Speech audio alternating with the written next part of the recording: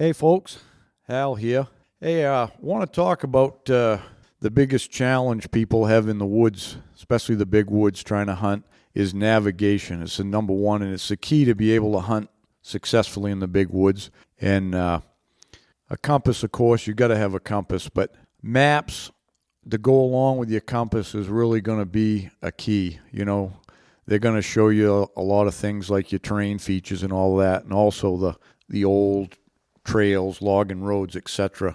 And I think the way to get these is with onX. They've got a great mapping software, and you can download it into your phone as an app, or you can get an SD chip to put into your GPS. They fit most any modern GPS, and that'll cover. You can get them. You can get a chip for any state, or you can when you download the app, what you can do is download, topographical, but also satellite imagery. And that's the one I use the most, because the satellite imagery tells me I can see what kind of trees, if it's softwood trees, hardwood trees, and, you can also see logging, different types of cuts. It might be a clear cut or whatever. Very, very helpful for hunting, whether it's deer, moose, or anything you're hunting. But what I like about it is when you're hunting in remote areas, you don't have cell service. So you're basically offline. But if you download ahead of time a certain area, the area you're going to hunt, download it into your phone, and you can bring it up, and it'll show you right where you are, and you can kind of keep track of your positions and all of that. Anyways, excited to tell you about a partnership we formed with onX. So go to onx.com, and we got you a 20% discount. You punch in the promo code BWB, and you're going to get 20% off on your onX. All right, get down there and get those apps downloaded and get your chips for your GPS and get ready to hunt.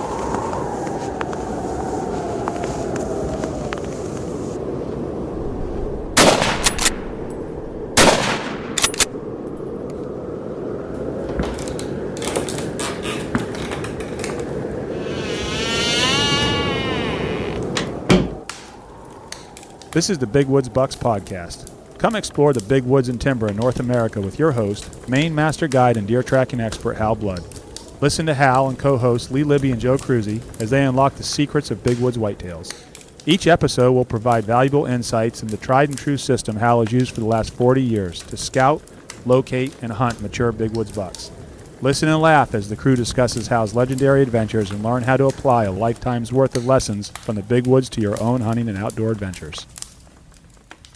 Welcome to the Big Woods Bucks podcast. I'm your host, Hal Blood, and we're down here at Parlin Lodge, looking out over the lake. Snow's coming down. And I'm here with Joe Cruzy. Hello. And Lee Libby couldn't make it. He's too wrapped up, pounding nails. So you got your favorite co-host, fill-in, Rick Labby. You there, Rick? I'm here. Hello. I'm here. Hello. I thought you were actually going to say Mike, because I thought Mike was the favorite one, but now... Well, I'm not done yet. Sorry to take that away from you, Mike. No, that's okay. Not taking it away from him. It gets worse, don't worry. Oh, no, he just stepped on your name, Mike. No, and I was going to say, and the other favorite one is Mikey Stevens, Mikey. a.k.a. Guide Mike. There you go. Mike. He likes all the guys that can't walk. Ratings are down, Rick, so I'm here, okay? No offense, bud, but...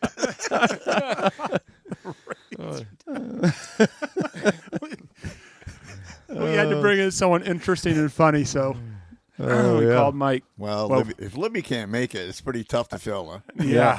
Oh, you know all about him being tough to fill. Yeah. Yep. So here we are. We've been sitting here laughing for about an hour, and I said, We better record this? Yeah, record it. Yeah. Yeah. Using all our stories up. Exactly. Now, we tell all the stories off the air that we can't say on, right, Hal? All your medical stories. And Yeah. I got comments about my tighty whities, though, on one of them other podcasts. Oh, you like talking about your tighty whities. Doing my stretches with my tighty whities. This is where we're starting off. You got that on video? We just lost like 300 people. They all shut the radio off. Anyways, all right. We got to run this show around. Get away Yeah. from the tighty whities again. Yeah, we got to hear some of Rick's deer stories there from this past season. Does Rick have deer stories? Well, he's got a few, I think. Yeah, we had pretty good season. Yeah, Yeah. taking all his buddies out and getting them big bucks, and Yeah, we took a few guys this year, and we did pretty good. had plenty of snow, helped out quite a bit. We huh? did. We had really good conditions. It was short-lived, but like you say, you got to have those killing days, and you want to be in the woods on those days. Yeah, Definitely. that's it. Yeah. What week were you? You got yours the second week? Yeah, I think it was the second Yeah. week. Those were the best conditions because the Yeah. snow wasn't that deep yet, but it was Right. nice and powdery, cold, powdery. Right. That Yeah, that stayed- was the best week. Stayed cold. It wasn't crunchy. Yeah. Then the third week, we got that crust, and then from then Yeah. on, it was a little tougher. Yeah. Yeah, we shot one buck down to the Forks.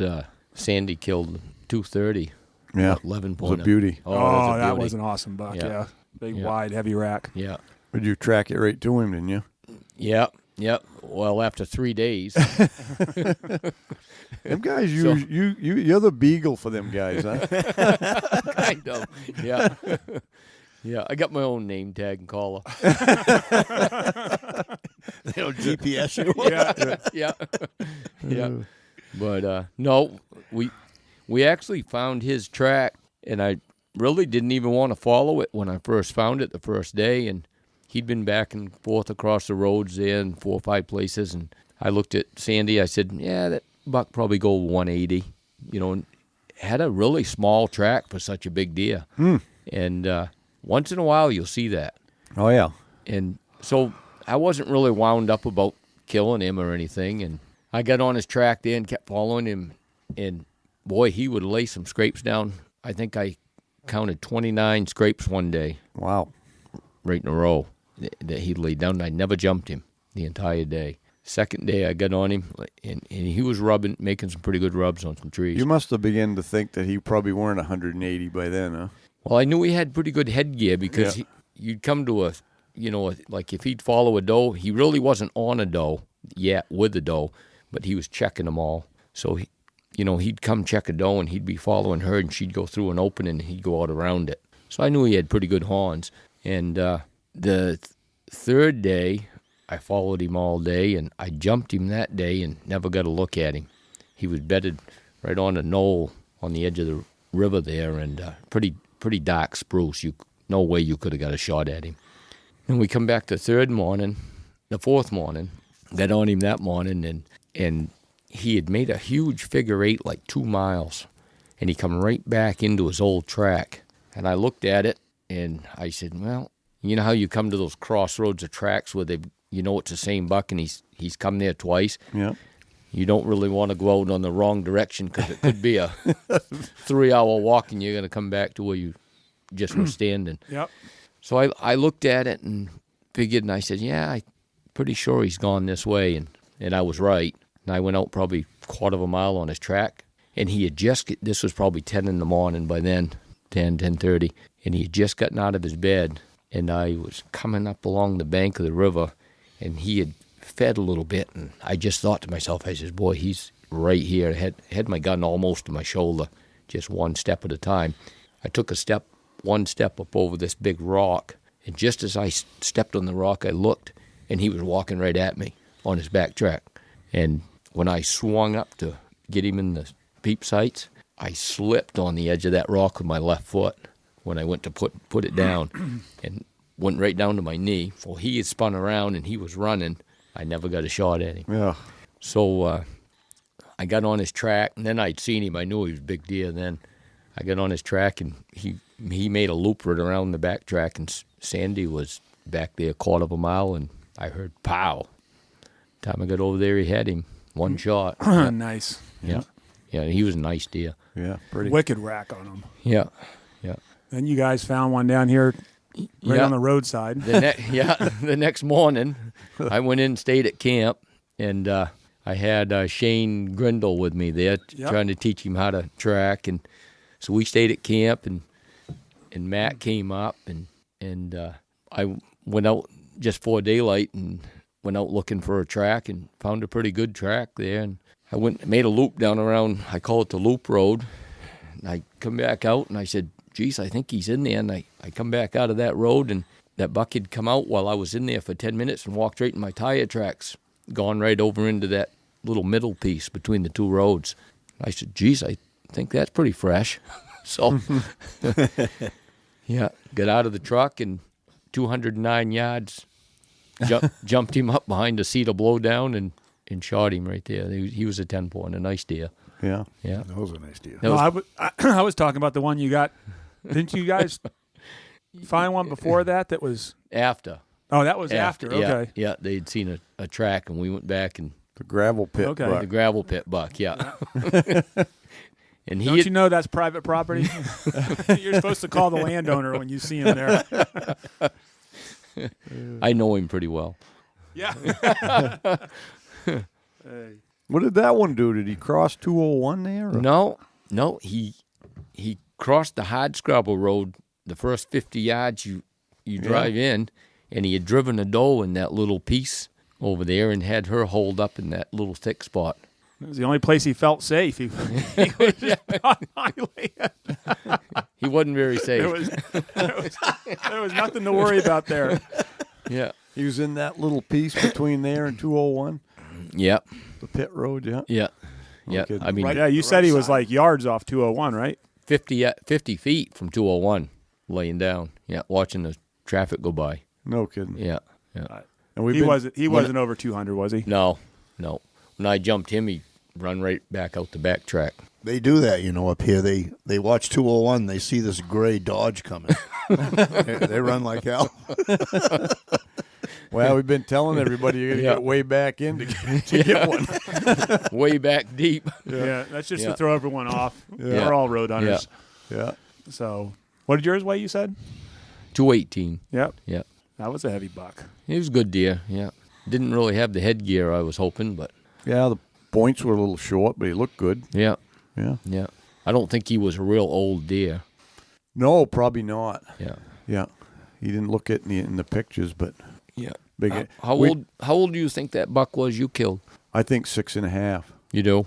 Yeah. Yeah. Yeah. Yeah. I think this one was 4.5 that I killed. Yeah. Yeah. He was on his way up. Yeah. You know, I never was able to open up. I really didn't try hard, but the little trailer that you put out for your film, Oh, yeah. I haven't seen that yet. Yeah. Oh, I got it on my computer. Money's right. I might let him see it. Yeah. Who said I'm paying anything for it? Yeah. Pretty presumptuous of you, Isn't Hal. it on- That's like when Hal was telling a story how he took a book down to the doctor's office and tried to pay for his medical visit with a book. Hey, Joe, I was going to use that joke. Come on. I'm a Stealing joke. my lines. Well, you're over there not saying a word. I had to step in and say something. Well, I was waiting for an opener. You just grabbed it. yeah. And made sure You got to everybody be knew. quick when you're around me, Mike. I thought Mike was asleep over there. I'm waiting for an opening here. And he grabbed it. I traded an operation for a driveway. I did. Good deal. Yeah. So, Well, when we get a little older, them operations spring up, huh? You get Yeah. cracking bucks around all your life. You get wearing out a few body parts. That's for sure. We haven't got see, there's 8 legs here, and there's not one good one, is there? Well, Maybe Joe. Joe's the young buck, and he's starting to feel it a little bit, huh? yeah, my knees they're just acting funny lately. That's what we hear. Yeah. They're acting funny. Yeah. Yeah. So, we'll Yeah. go until they don't go anymore, I guess. Yeah. Then get them fixed. Yep. Yeah. At least they can fix it. Yeah. Oh, yeah. Yeah, not so much on the hearing. Yeah.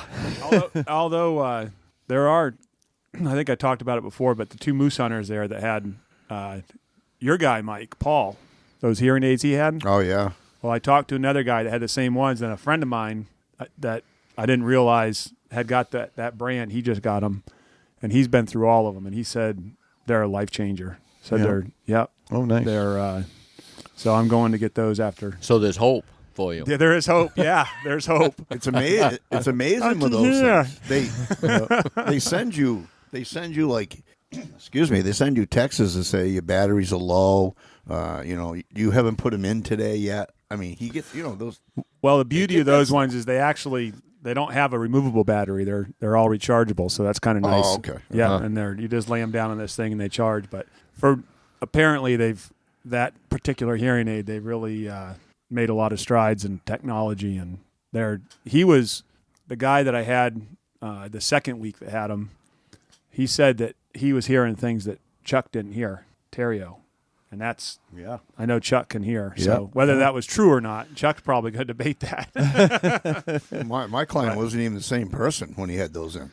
I mean, it was amazing. When he didn't have those in, he couldn't hear anything. Yeah. And when you're moose hunting and walking, it's hard to guide when a guy can't hear, you know? Yeah. About halfway through the day. Especially if a bull's grunting and you don't know it. Yeah. Imagine. No, because you're yelling at the guy. Yeah. The bull could be grunting 40 Imagine yards how away. frustrated you are when your guide can't hear.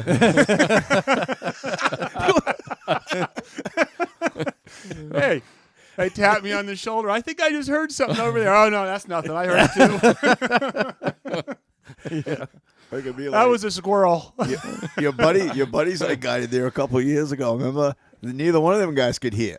And he had his 20-year-old granddaughter with him, right? Oh, Walt. Walt. Oh, yeah. Walt's deaf. Oh, They're both deaf. Even I can make fun of Walt. So finally, I had to say to the girl that was filming, I go, will you please tell them that we hear a grunt? Because they don't believe me. For 4 days, they haven't believed me. I said, you got to tell them you hear the grunt.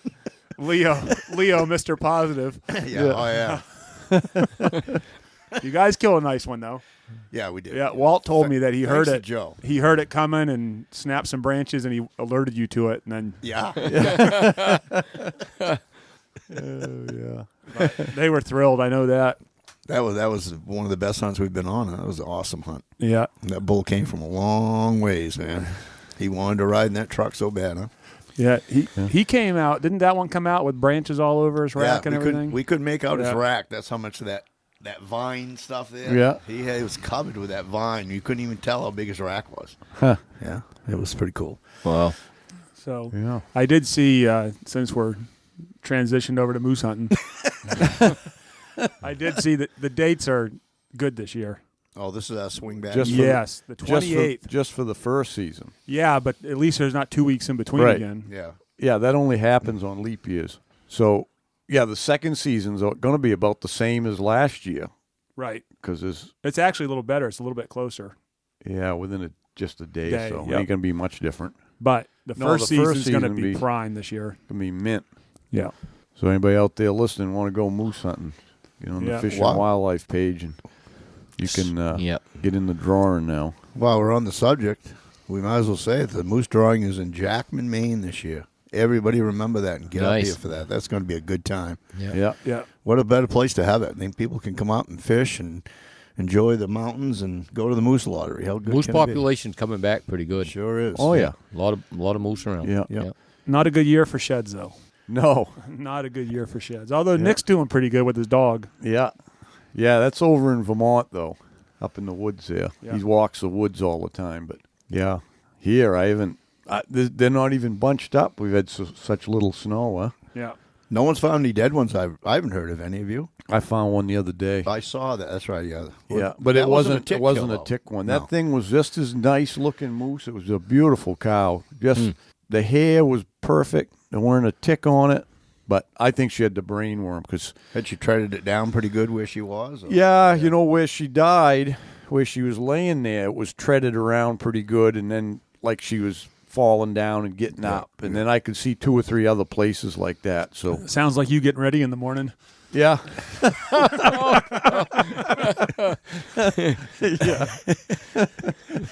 Al gets out of bed. And he stumbles about 3 feet and falls down. We got to wipe the drool off his face. You got to get warmed up. Before his tidy whitey's going or after?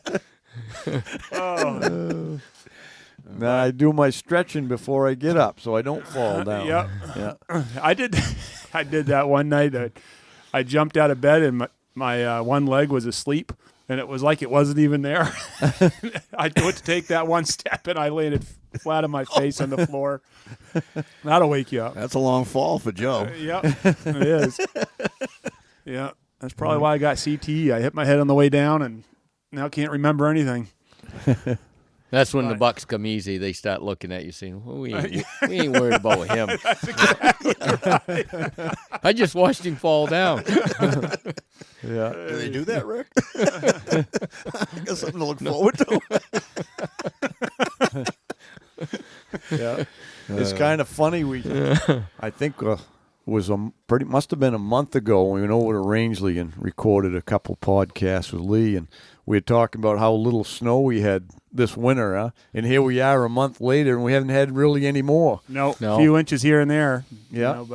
But big storm coming right now. As just started. We're supposed to get, some they're saying 12 to 20 or something, but Yeah, it's been 2 weeks, though. We haven't run any coyotes or cats. No. Been terrible. They better watch out now because every houndsman in the state's going to be going crazy. Yeah. They're going to get a thinning out here Saturday. next week. Me and full force Saturday. Yeah, Saturday. The onslaught all the starts. next week. Yeah. You got next week off? Oh, yeah. Oh, yeah. I got the next 2 months off. Me, that's right. I can't go. Joe's got to work. You might be able to go a couple hours one morning next week. Doubtful. The way this season is going, I don't think I'm getting any time off. Nope. Yeah. That's not a bad thing, Joe. You're going to get a hold of Riley there. He's got a couple dogs, and now he wants to run. Yeah, absolutely. His dogs are pretty good, too, I think. Yeah. Who's that? Riley. That's Riley Parlin. Yeah, he worked he's down a good the road houndsman. there. Yeah, he's a young kid. He drives groomer for me, but Oh, yeah. he's I guess I haven't met him. he's gung ho. Yeah, I've seen him on. He's got some good-looking dogs. Yep. I've seen him on Facebook. Yeah. Yeah. But Yeah, so the deer have had it good this winter. I mean, even now, if we get a bunch of snow, they're in such good shape they could lay down the rest of the winter. Yeah. Yeah. You know what that means? Big horns next fall, right? is that what it Hopefully. means? That's what it means. Yeah. When they're in good shape in the spring, they grow bigger horns. No stress. Yep. Yeah. Yeah. Body's not all worn down. Yeah. So. Yeah. Did you notice we got into some last podcast, Rick? We talked about Sunday hunting, and I think it was the last one or whatever it was. Anyway, the YouTube, there wasn't a whole lot on the other page, but the YouTube comments blew up on that. Oh, did they? Yeah. Yeah, people are interested. That's pretty controversial. I bought a New Hampshire license and drove to New Hampshire every Sunday and hunted this year. You hunt over there every Sunday? I did. Yeah. How was it? No, Well, I mean, you ever yeah. get any over there? I No, wasn't making a joke, Hal. Jeez. Well, You gonna laugh? he had texted. I am serious sometimes, okay? He texted me about it, so I was waiting for his politically correct answer now. Yeah. So all right. So I wasn't in on the joke. Yeah. no, you weren't in on it. Yeah. But no, we had just gotten that big storm, and because I was tagged out here, and we just got that big storm over in New Hampshire up in Errol. Right. And within 2 days, every buck migrated to Rangeley. I mean, I found 2 trails that were 3 feet wide with 200 deer tracks in them, and they all went across. What is it? McGalloway? Yeah, McGalloway River there. the river there. Yeah. Yeah. Yeah. They yard all up along that river and everything, and head to like a Quasit there. And Yep, Yeah. exactly. But it was just like a freight train. yeah, And bucks just left town. I did see 2. I see a crotch on and maybe a 6-pointer there one day, but nothing big. They'd all gone. yeah. That's what stinks about that. Getting that snow. Everybody wants snow in November. Yeah, because you told me where to go up Yeah. there. You'd hunted there before, up behind LL Cody in those mountains. Yeah, Good terrain. yeah, Yeah. yeah. Be a lot of people. All those New hunting there Hampshire, now. all those New Hampshire, they're screaming at their radio right now. Yeah, they're gonna get the hate mail. Rick's getting Let's send hate them all mail there. Yeah. now. Making friends right off, Rick. Did you announce that Rick's a new team member? No, I haven't. Yeah, well, I'm helping you with your memory, Hal. Okay. Making strides every minute. Yeah. Well, you can announce it. Oh, really? Me? Everyone's probably read, but yeah, Rick is now the newest Big Woods Bucks team member and probably the last for a while. We got quite a team now. Yeah. But Rick was definitely one of the ones that you can't ignore and is going to make a great contribution to the team, I would say. Well, thank you. Yeah. Yeah. We appreciate you being part of it. We had to beg him for quite a while, but Yep. And now he's Is that how it went, Rick? No. You can tell the truth here. I'm the only one that does, and you could be one too. You know? I'm in awe. Mike. I'll be honest with you though, as a deer hunter, and because I've been around with Hal since day one, but I'm in awe with this bunch of guys we got now. I'm telling you. You talk about some deer hunters with Hal and Rick, and holy cow, huh? This just crazy. I'm like, I think I'm the water boy now. I've been promoted so many times. I mean, I don't mind. Sherpa. If I carry enough water, Hal give me a book. might sign it. Pay you with books. Hal, that's the 8th book you've given me, okay? I need money. I got the one in Braille. Well, the whole thing about it is, the way I look at it is, it's not about us so much. It's about the knowledge to teach you people. You know what I mean? You people. Yeah. Talk about politically incorrect. Use peoples. Yeah, that's what it's about. Teaching, absolutely. We got to pass it along, pass it along to the next generation. And the side benefit is it's a great bunch of guys, and we do have a lot of fun. So yeah, in case you couldn't tell. Yeah. We try to. We got to struggle to get along, but we make it work somehow. Yeah. You think about teaching people, you think about when you and I were kids and we were learning to track on our own, and there was really nobody to teach us to talk to. I was just telling a kid that the other day, and I said, the knowledge that you can listen to nowadays, stuff that took us 10 or 15 years to learn, and said, I should have done this, I should have done that, and why didn't I slow down a little bit 15, 20 years ago? Yeah. And that's why people, a lot of times, they think it's easy because maybe we make it look easy, but no, there's a lot of water over that dam. A lot of sweat. Yeah. I tell people this, keep it in perspective. When I had tried tracking, because when we were kids, I said this before, we used to track rabbits around. We didn't have a lot of deer in southern Maine, and in the wintertime, we'd take our 22s and we'd track rabbits to each other. Yeah, we didn't have a dog, right? No, we'd bark, we'd holler or something and circle them around, and that's what we did. So we learned how to, we learned about the snow and what the track conditions were. Right. And then I remember one time when I was hunting down east at the relatives' lodge, we got some snow because it was down towards the coast. We never really got any snow in November. And I was tracking, I got on a buck track down there, and I was just following it. You know what I mean? Just what you did. You didn't know much about it. And I was following up the side of the mountain there, and I looked across the ravine there about, it has a long poke, there's 100 yards or so, and this buck was laying. Now, I don't know if it was the one I was on or not, but he was laying there in his bed, and I took a poke at it, and I must have shot over it because I could just see the top of his back, and I was trying to hit that or something, but he jumped up and took off. Pretty nice buck, too. But that's the only time I tracked in southern Maine until, then when I started coming up here, we'd take a week and come up, and that's all I had. But I tell people it was 7 years before I shot my first buck tracking up here. Yeah. And again, I didn't have necessarily every year a lot of time, and we didn't always have snow up here either, but it was 7 years, so keep it in perspective, Just go out and do it, practice. And think about how much the woods have changed since then. Oh, geez. The lack of roads back then, and the number of deer. Yeah, when I first started hunting up here, when lots of times when I shot a buck, it was 2 days to get him out. Yeah. Because there was no roads. Yeah. Yeah. It changed a lot. That's the only reason. That's one of the reasons I don't have a problem with some of the rocked off roads we have now, because I like them. Yeah, it's easy walking to get back into a place. So, and no one else is going to do it. Yeah, and now if you need to, you can get them out with a snowmobile or something like that. Or right. But if they're even if you got to drag them out a road, it ain't as bad as dragging through the woods. Right. Yeah. Or a jet sled, whatever. Yeah. Yeah. Oh, what did we do without those all those years? I know it.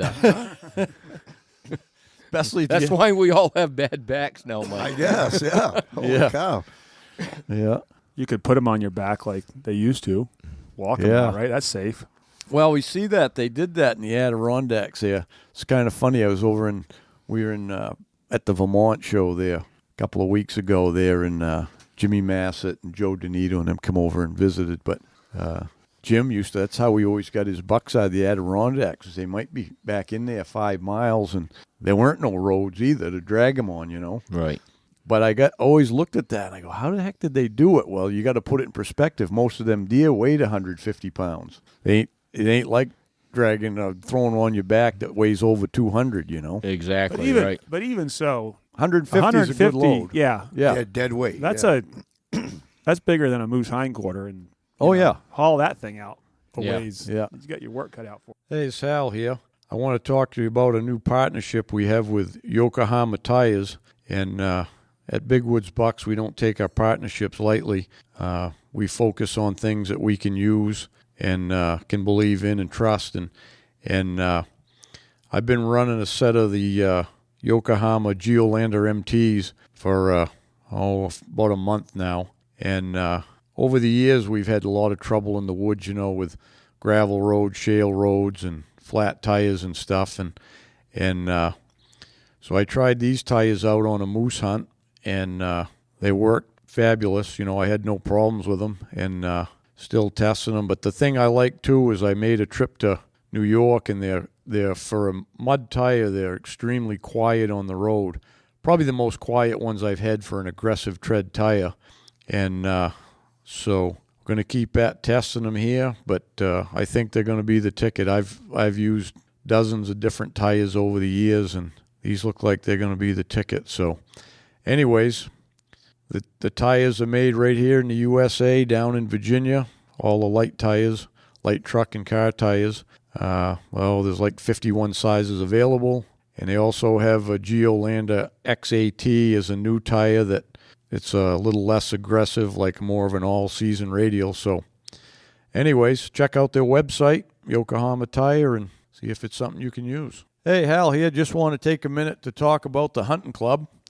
And you can join by going right online at bigwoodsbucks.com. But anyways, I've got all my information is going in there, and it's a place where you can get together and look at my films, tips, writings, and all of that. And the best part is there's forums for you to communicate with, the rest of the club members, talk about Big Wood stuff and all of that. So anyways, $36 a year, cheaper than getting a Starbucks once a day. So join up, and hope you see you're on there. Yeah, I think I'd rather just pull them than put them on my back. Yep. Tommy Drew told me one time he shot one so far back in, he cut it in half.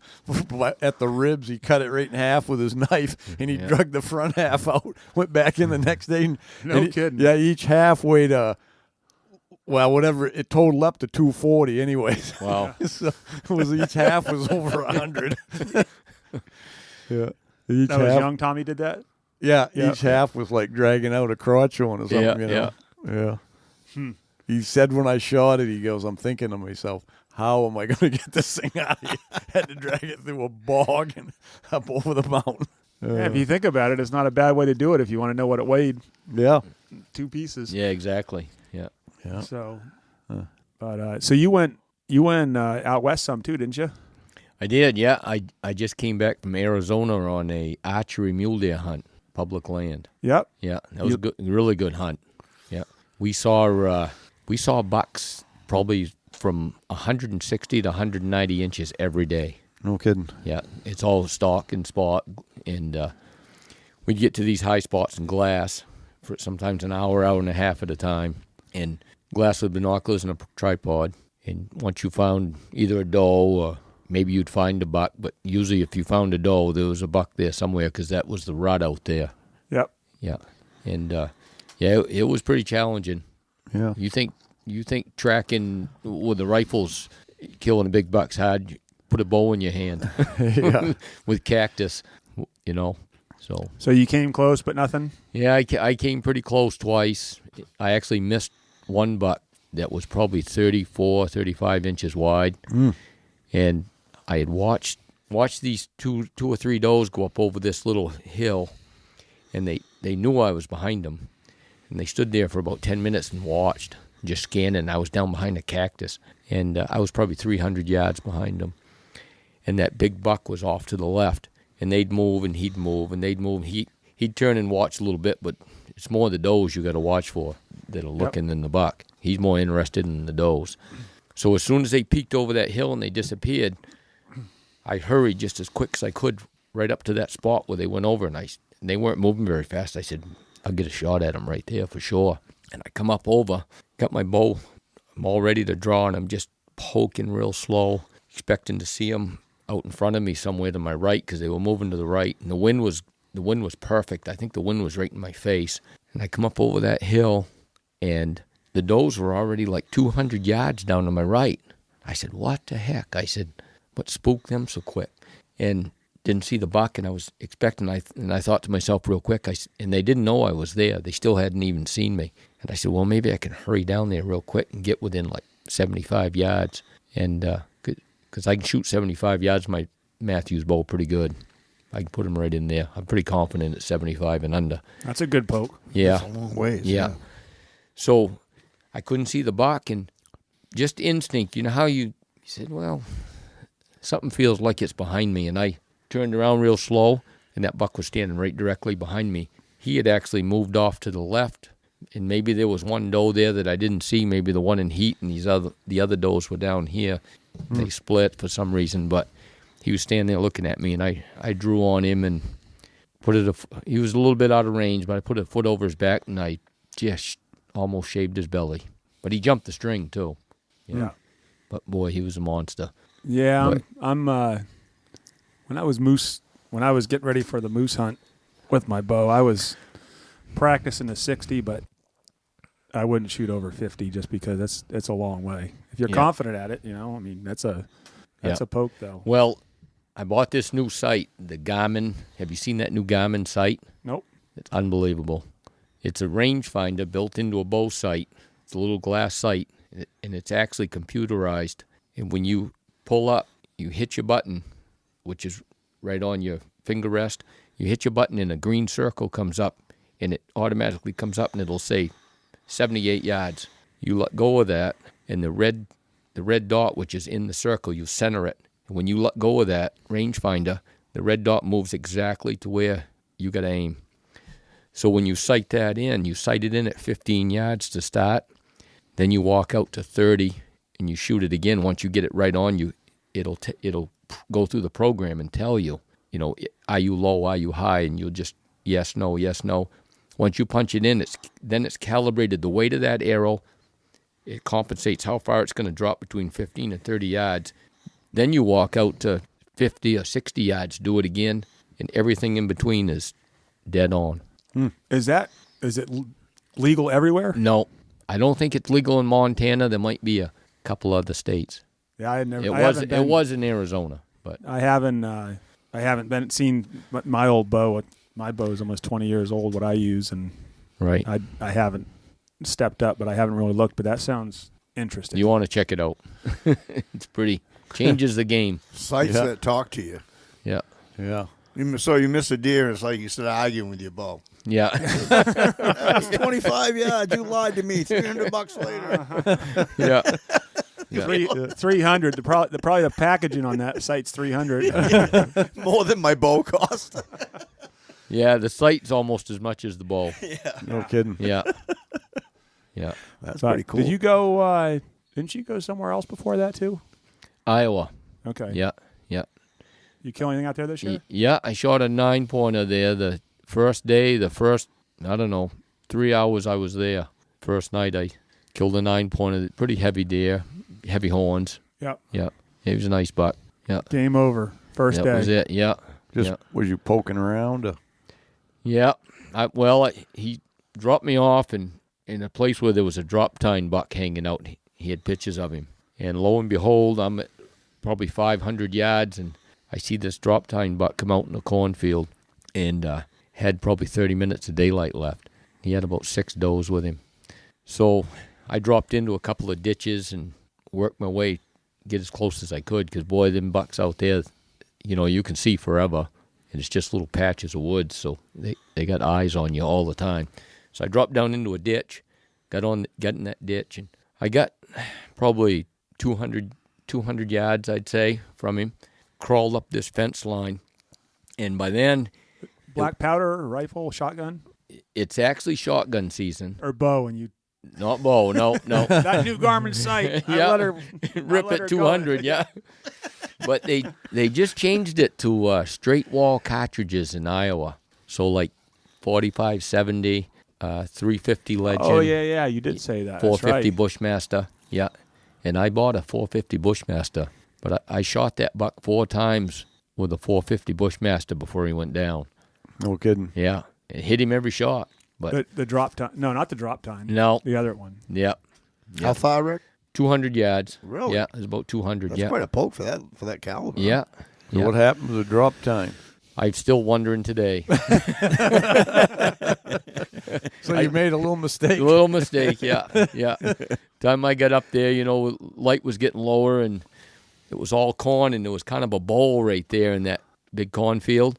So you had no really skyline or anything that I could actually see make his horns out. I could tell he had the mass, and he was standing just about where that first buck, the drop time buck I had glassed, and so I talked myself into it. But he was a good deer. Yeah. Yeah, I was happy with him.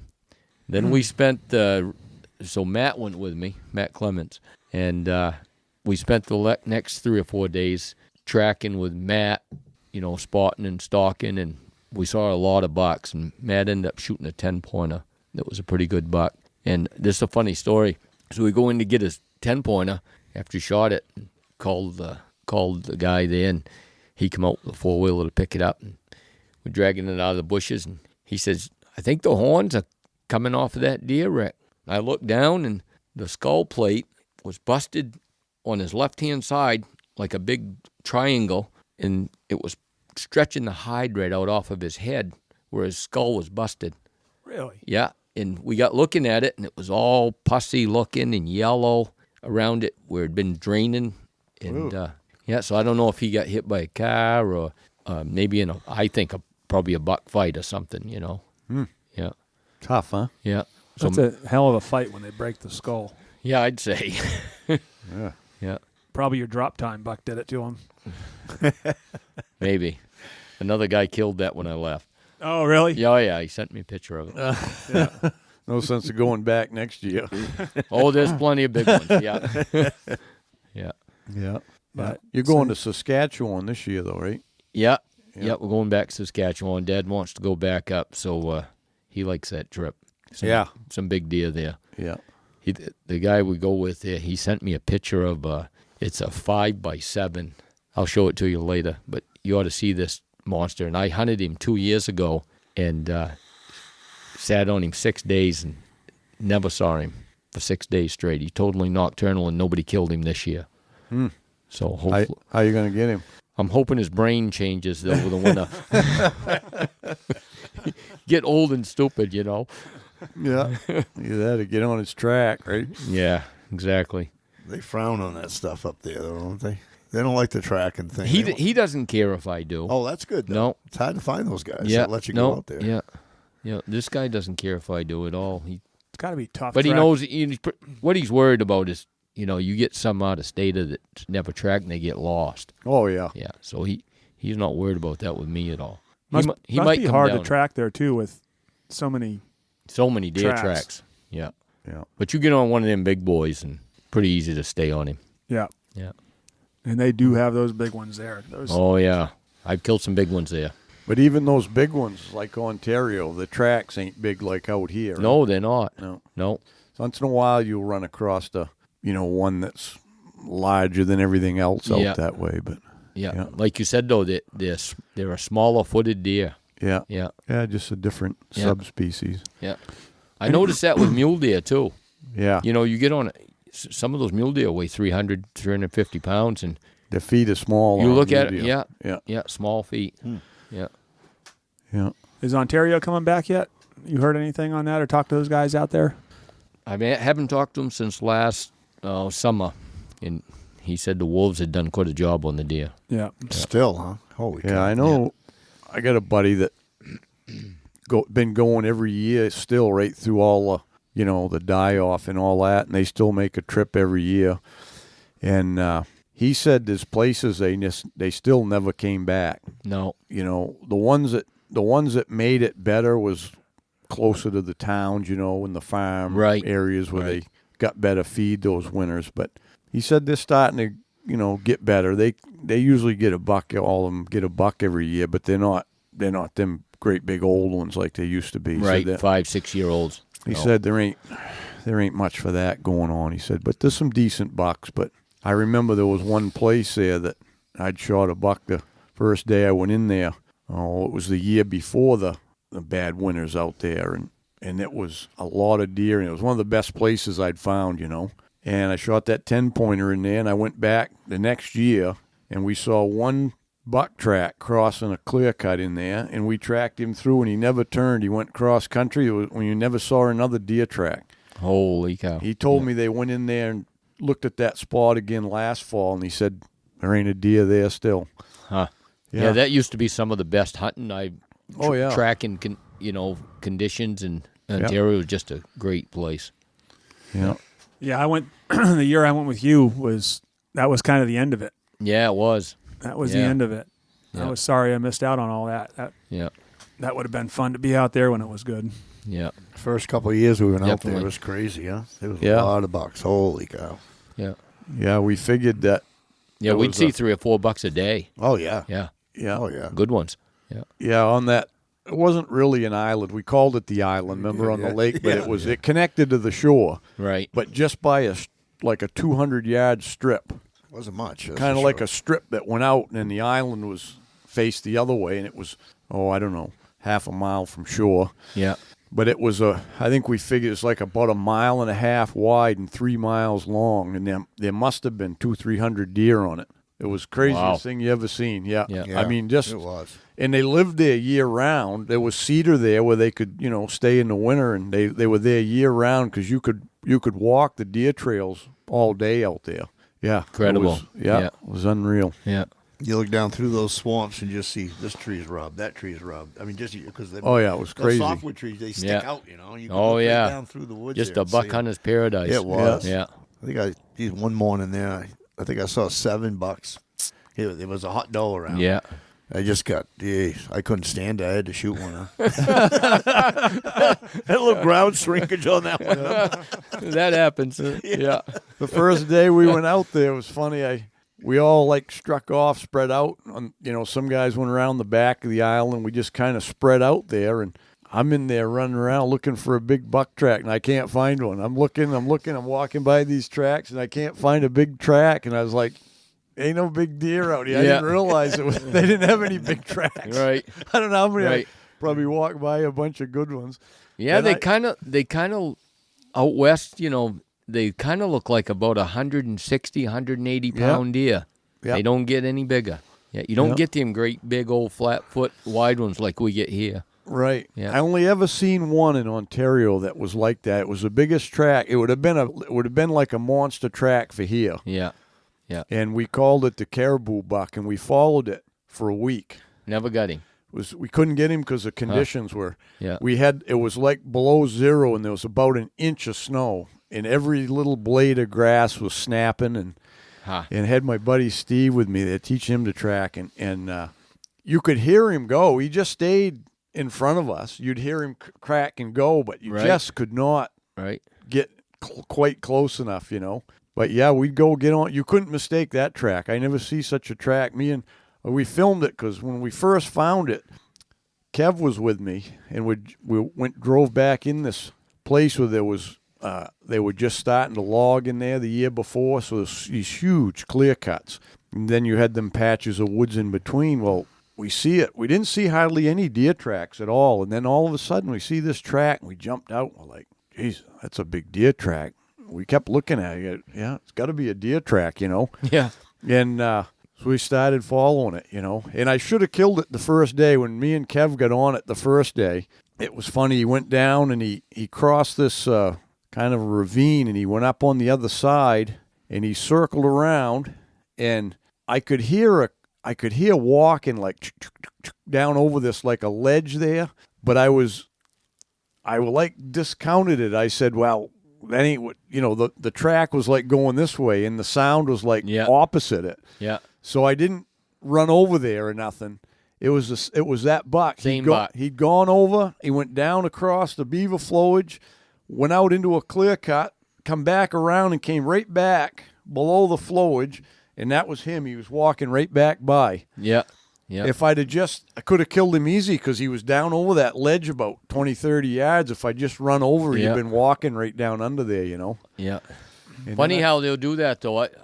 I've shot bucks, been tracking a buck and shot a buck, like you said, that was down off to my left or something, and looked and said, geez, that's a pretty good buck, and take a poke at him, get over there, and you say, that's not even the buck I was following, but go get back on the track, and that was the buck I was following. Yeah. He was just coming around on his loop. Yeah, when they're searching for does, there's some little spot, I got to run over there and check it out, and they run over there and come back. They're not always in that direction the track's headed. Yeah. Yeah, that's for sure. Yeah, well, that was a big track. I mean, it was a big monster track. We didn't have snow when we went out, but just walking the ledges was fun. Yeah, wicked nice terrain. You could just walk quiet there all day long. There was all kinds of deer there that year. Find sheds at will. Sheds were everywhere. Yeah, I know it. Calling worked well out there. Yeah. Rattling. Well, when there's a lot of deer, it just Yep. changes everything. Yeah. Yeah, the guy we went with, we stayed at those camps. He'd take us up these lakes by boat. Yep. You know, we were really remote areas. Yeah. 10 miles up a lake and drop us off. Yeah. Yeah. We come back after the first day, first time we went, and it was me and Sandy, and Vince Dosty went. And so Vince says, well, he had some baited stands. Vince says, well, I'll set on that stand, you know, and he says, you and Sandy go mill around all day. So we come back, and I says, well, you got another place we can go? He said, well, what do you mean? I said, well, we already scoped all that out. I said, there really ain't any big deer in there that I'm looking for. He said, well, you couldn't have scoped all that out. He didn't know me and Sandy very well. So he didn't believe me, and I showed him the GPS, and I said, yeah, I've been like 7-8 miles up in that whole back country all up around that mountain. He just, holy cow. He says, yeah, I'll take you to New Lake tomorrow. He says, quite a bit more country over there. He says, you'll never make it back to the lodge, he says, in 3 days if I drop you off there. Yeah. Yeah. So that guy was just really getting geared up. He just built that lodge and everything. He was just getting geared up for deer hunting. He was, yeah. And then it dropped out from I know it. Yeah. Just Dennis. Yep. Can't remember his last name. But he had those little cabins. He had those little cabins there with that lodge. And Yep. Yeah, one year we stayed in that cabin, and it was 10 feet from the railroad tracks. This cabin was. And this is this isn't a train like Jetman. This is a high rail train track, 9 inches high, 60 miles an hour. You'd be in the shower at 4:30 in the morning, and you'd feel the camp start shaking.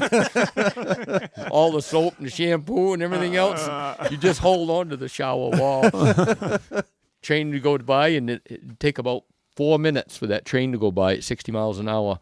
Jeez. Really? Most of the camps weren't insulated either because they were all fishing camps. Yeah. You know, you get up there. Exactly. They were cold. Yeah, right on a little lake there.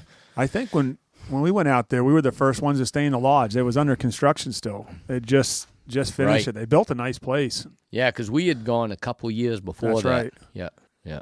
Boy, it was good hunting then. Yeah, what a shame what happened there. Yeah. But wolves will do that. I see people, well, no one that I know, but you read about people that, you know, they love the reintroduction, and that is the worst thing. Worst thing you can do for game. Yeah. I found their cameras before. The Maine wolf coloration, over there called? Could you say coloration? Coloration. You speak in Japanese? Oh, my wolf coloration. He's thinking of colonoscopy. He's old, you know. I just had one the other day. Funny, that was the first thing that came to your head. You know we're old when they're talking about that. Yeah. You're going to feel a little pressure. No, I'm not. But anyway, I found their cameras over, on the Turner Pond Road. Really? Yep. Found one of their cameras in there. Yeah. It's at my house now. Yeah. Hey, is They had mine? a long wait for a wolf to walk by their camera. Yeah, I did them a favor. Oh, I can't wait to see the hate email now. Mike stealing game cameras. Yeah. You ever They seen? were probably paying you back when they stole mine that you were using. Didn't I just forget where that was? Well, I think that's. Found I it think that. Yeah. So 2 years later. No. So 2 years ago, I give Mike one of my cameras during moose season. You know, so he keeps it after moose season. I give him a call later on. Hey, you got that camera of mine? He goes, yeah, but I got it out for deer, so I just want to leave it out. I said, yeah, no problem. I'll get it whenever. So after season, he says, someone stole that camera of yours. And I said, what? yeah. He goes, I had it out there on a deer trail, and someone took it. It wasn't there anymore. And I said, son of a bitch. I guess we got to worry about that now up here. So last moose season, I go with Mike putting cameras out for moose. Him and I go up for the day, and we're setting cameras out and everything. And once moose season came along, it was probably 3 weeks later, and Mike says, someone stole that camera of mine down that road. I said, huh? He goes, yeah. He goes, I went down there and it was gone. I said, I've never had a problem up here, and we were remote, Right, back in there. So Nick comes into camp, and we start talking about it, and he starts telling me he hunted down that road and everything. He goes, yep, there was a camera right down there on the end. And I said, yeah, I know that road. I said, that's where Mike put his camera. He said, yeah, well, when he picks it up, he's going to see we made faces and stuff on it and looked at the camera. I said, no, he said it was stolen. I said, no. Wrong road. Yeah. I might have checked the wrong road. So I couldn't. It was killing me now. I said we were still hunting, So that was the last place we went at the end of that week. First thing that goes is your memory, Mike. We went down that road, and sure enough, there's Mike's camera right where we put it. So all I can think about is my camera didn't get stolen. Mike just forgot where the hell he put it. Well, I went down there, the road I thought it was on, and there was a bear bait there. So I'm like, I'm bitching in my mind, I'm bitching at the guy for putting a bait near my camera. Yeah, wasn't even on the right road. Yeah, that's right. Now I remember when he came back, he was blaming it on the outfitter up there. They stole his camera. I'm like, what bear outfit's going to steal your game camera? No, they put a bait there. They took my camera. I'm sick of this shit. He's all pissed off. There was some moose down there, too. Oh, yeah. So, Mike, if we can train you up on some of these apps, there's a lot of these apps where you could just punch in where your camera is, and you'd be able to find it again. I can do that on my flip phone? Really? On X. On a flip phone, yeah. That's going to be a trick. Yeah, Mike's a flip phone guy, but you Yeah. can also punch him in your GPS. Yeah. There are ways. You could use Rick's sight from his bow to find it, too. That'd probably put waypoints right on it. I can see me out there arguing with my phone and my bow. Yeah. So we'll have to work with that, Mike, next year. Make sure you find all you can. If you put, I got quite a few I put out. It's hard to keep track of all of them, even for a young mind. Oh, yeah. I know. Hey, guys, Joe here. Wanted to take a few minutes to talk about Lake Parlin Lodge. We're a 4-season lodge located just south of Jackman. We've got cabins, lodge rooms, mini lodge. We're a big snowmobile destination in the winter, full restaurant, bar, all the amenities that you need for your trip. Open obviously through the summer, right on the lake. Kayaks, canoes, all included with the cabin. We also do a lot of weddings, so if you're looking for a destination wedding, we can do a wedding up to 200 people. And, of course, we've got our hunting season, moose season, deer season. So check us out. We're at lakeparlinlodge.com. Hey, everyone. Hal here. Just want to take a minute to talk about the Woodman Arms muzzleloader. We got them all set on the website to build your own or buy your Big Woods Bucks model, either one you want to do. But anyways, we've tested it a lot, and I can honestly say it's the most accurate muzzleloader on the market, best to carry in the Big Woods or anywhere else at 5.5 pounds. You can't go wrong with it. So get on there and check it out. But at least we killed moose. Yeah. That's the main thing. We might be out $500 worth of cameras, but at least we killed a moose, right? Yep. What you had a camera on that road too that you killed. You just didn't quite make it down to it. Yeah, we killed that bull before the camera, actually. Yeah. But anyway, so if anyone finds a camera out in the woods with my name on it, that's the one Mike forgot about. If you even had a clue, is there a reward? Jim. Yeah, I'll say thank you. Jim's coming this year to guide, right? Yeah, Jim. Jim's coming. He may find that camera. You might? Yeah, that's some of Jim's country. When he hears this, he'll know where it is. Yeah. We got all kinds of guides the first week. That's when everyone wants to guide. Yeah. Rick's going to join us this year. That'll be fun. It's going to be a fun camp that first week. Yeah, I think we got The food better be good. Oh yeah. I think there's 6 or 7 Yeah. hunts the first week. That's all booked. Man, if we don't have snow. Wow, we put on a big drive. We got enough guys.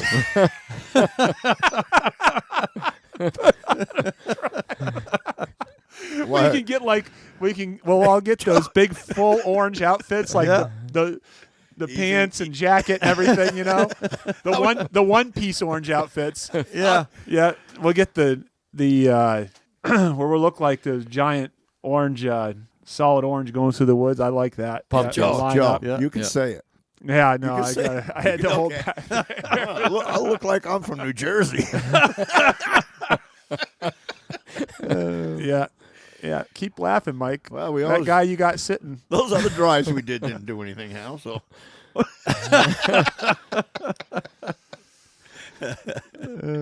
Yeah. Big woods bucks on a deer drive. I think you'd be driving a long time up here before you drove a deer out. Oh, yeah. I know. Yeah.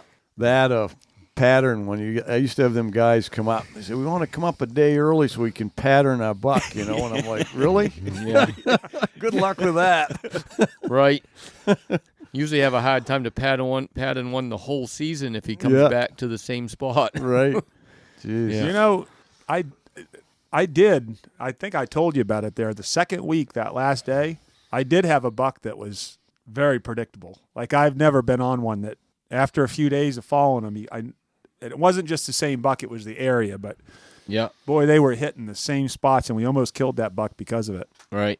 That was the closest thing to pattern I've ever seen. That's up how here. I've killed a lot of them over the years, though, is 3 or 4 days later, after I've been tracking him day after day. Figure him out. Yeah, and you'd say, as soon as you jump him or whatever, you'd say, yeah, I know where he's going to cross, and just take a chance and leave his track. And like you said, you only got to be right once. Yeah. Right? Keep doing it. Keep doing it. You can be wrong 10 days in a row and think this ain't working, and then the next day, Yeah, it works. everything works and everything comes together. Yeah. Hal never leaves the track, though. I always remember that. Whenever I leave the track, I always think, Hal's pissed now. He never leaves the track.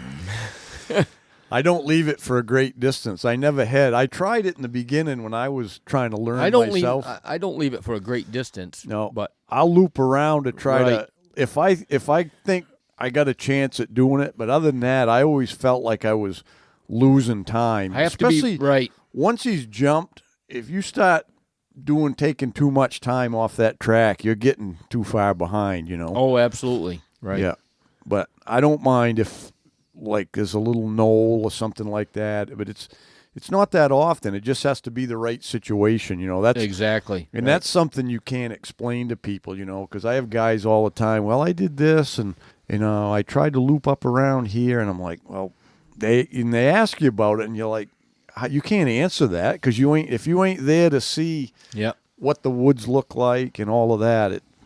I have since I've done the first podcast with you, I've had 100 guys ask me, you need to tell me your secrets. There's no secrets. Yeah. I relate deer hunting to playing baseball. So when you're a kid, you go to practice and you either love it or you don't. Yeah. So if you love it, you're right into it, and you're going to pay attention to every detail, every move, so you can get better and better over time. That's the whole key.